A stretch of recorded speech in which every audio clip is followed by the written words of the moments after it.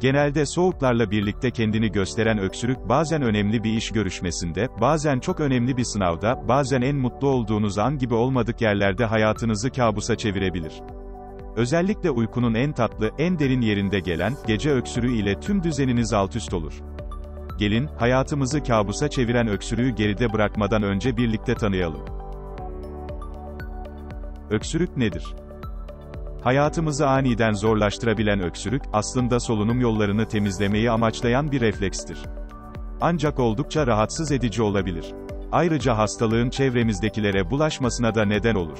Çünkü, bir öksürükle çevremize 1,5 litre kadar hava püskürtürüz. Püskürttüğümüz bu havada, 3000 adet tükürük damlacığı bulunabilir. Bu damlacıklar, içlerindeki bakteri, virüsler ve diğer yabancı etmenlerle birlikte, saatte 80 kilometreye kadar çıkan bir hızla çevremize yayılır. Böylece yayılan bakteri, virüsle veya diğer yabancı etmenlerle, hastalığı çevremizdekilere taşımaya yardımcı olabilir. Doğru öksür, çevreni koru. Hastalığı, çevremizdekilere bulaştırmamak için doğru şekilde öksürmek, çok önemlidir. Öksürürken ağzınızı ve burnunuzu, mendille veya dirseğinizin içiyle kapatın. Mendil kullandıysanız, öksürdüğünüz mendili çöpe atın ve hemen ellerinizi yıkayın. Kuru öksürük için İbrahim Saraçoğlu kürü. Hem çocuklar hem yetişkinler için. 7-8 adet hatmi çiçeğini, bir bardak kaynar sütün içine atıp, güzelce karıştırın, kesinlikle içine bal, şeker vesaire bir şey ilave etmeyin. Öğleden önce ve öğleden sonra olmak koşulu ile günde 2 öğün tüketebilirsiniz. Bunun haricinde de, günde 1 tatlı kaşığı mutlak suretle andız pekmezi tüketiniz. Ayrıca, öksürüğe iyi gelen 10 bitkisel formülü, sizler için sıraladık. Özellikle kış aylarında sıklıkla karşılaştığımız öksürüğe karşı, sadece ilaçlardan değil, bitki çaylarından da faydalanabilirsiniz. Öksürüğü önleyen bitki çayları. Öksürük, başladı mı kolay kolay geçmeyen, zaman zaman insanın krize bile girmesine neden olan, önemli bir sağlık sorunu.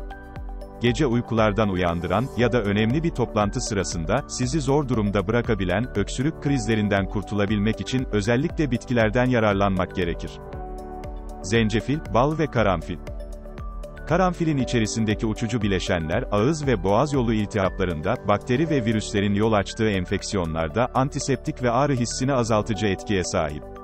Zencefilin içerisindeki bazı bileşenlerin de, iltihap giderici etkisi düşünüldüğünde, bir yemek kaşığı bal, bir çay kaşığı kadar toz zencefil ve bir çay kaşığı kadar karanfil ile karıştırılarak kür halinde içebilirsiniz. Arzu ederseniz bu karışıma limon da ekleyebilir ve günde 1 ila 2 tatlı kaşığı içebilirsiniz. Ayva, bal ve ıhlamur. Bu karışımdan elde edilen çay, öksürüğe karşı oluşturulabilecek en muhteşem karışımlardan biri. Ayva, bal ve ıhlamurdan oluşan çay, boğazları yumuşatıyor ve iyileşme sağlıyor. Günlük 2 veya 3 fincan kadar tüketebilirsiniz. Ekinezya çayı. Ekinezya bitkisinin ağırlıklı olarak soğuk algınlığı, nezle, grip gibi rahatsızlıklardan korunmada kullanımı öneriliyor. Yapılan çalışmalar, ekinezyanın boğaz ve akciğerlerdeki iltihabın, yol açacağı hasarı engellediğini gösteriyor. Demlenerek ve içerisine bir tatlı kaşığı bal ilavesiyle, günde 2 fincan kadar içebilirsiniz. Taze veya kuru ayva yaprağı. Ayva meyvesi ve yaprakları, yıllardan beri öksürük tedavisinde kullanılıyor. İçerisindeki bileşenlerin, boğaz yolu enfeksiyonlarında etkili ve boğazı yumuşatıcı etkisi bulunuyor. Bitkilerin çiçek ve yaprak kısımlarını, demleyerek içebilirsiniz. Tedavi amacıyla içiyorsanız, şeker ilave etmeyin. Kuru ayva yapraklarını 10 ila 15 dakika, taze ayva yapraklarını ise 3 ila 5 dakika demleyerek günde 2 ya da 3 fincan kadar içebilirsiniz. Yeşil çay ve kakule. Yeşil çayın, yüksek antioksidan özelliği, artık herkes tarafından bilinirken, kakule ile birleşen yeşil çayın, hem bağışıklık sistemi, hem de boğaz yolu enfeksiyonlarında etkisi büyük. Yoğun derişimli çayı, gargara olarak kullanabilirsiniz ve kakule ilaveli yeşil çayı, günde 2-3 fincan kadar tüketebilirsiniz. Fakat, hipertansiyon veya taşikardi probleminiz varsa, günde 2 fincanı geçmeyin. Ihlamur çayı. Öksürük denilince ilk akla gelen çay ıhlamur.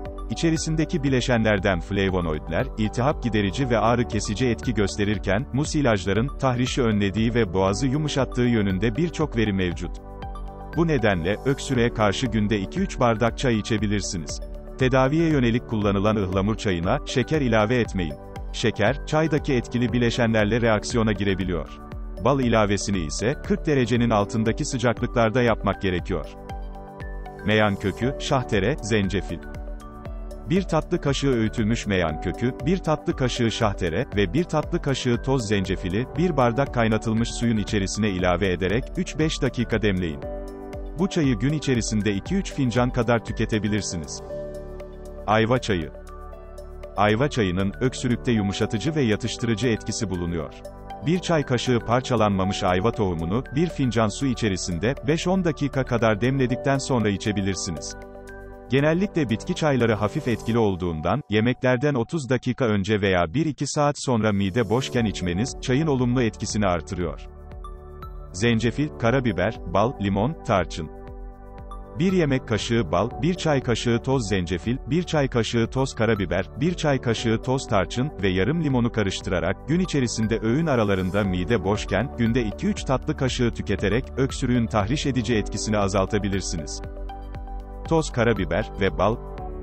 Yürütülen birçok çalışmada, bağışıklık sistemini güçlendirici, kanser karşıtı, yangı ve spazmları iyileştirici etkileri ortaya konulan toz karabiberin, öksürüğe karşı meyvesini demleyerek gargara yapabilirsiniz.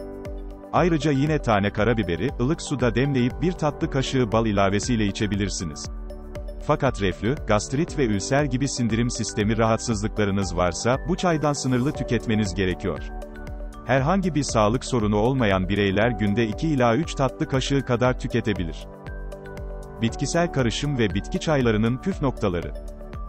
Bitki çaylarının bir kısmı demlenerek içilebildiği gibi, bir kısmı da kaynatılarak içilmeli.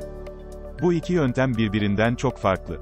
Bitkilerin odun, kabuk, kök gibi kısımları kaynatılarak hazırlanmalı ve ortalama süre 30 dakika olmalı. Bitkilerin yaprak, çiçek gibi kısımları ise demlenerek hazırlanmalı ve demleme süresi 5 ila 20 dakika civarında olmalı. Her bitkinin çayı olmuyor. Bitki bileşenlerinin sıcak suya dayanıklı olması gerekiyor. Bitki çayları tedavi amaçlı kullanılıyorsa, şeker ilave edilmemelidir. Bitki çaylarının etkisini gösterebilmeleri için açken tüketmelisiniz. Yemekten 30 dakika önce veya 1 ila 2 saat sonra içmeye özen gösterin. Çay hazırlanması aşamasında taze su kullanın. Aksi takdirde suyun içerisindeki mineraller değiştiği için, çayın kalitesi olumsuz etkileniyor. Uçucu bileşenlere sahip çaylar için ağzı kapaklı fincanlar kullanın.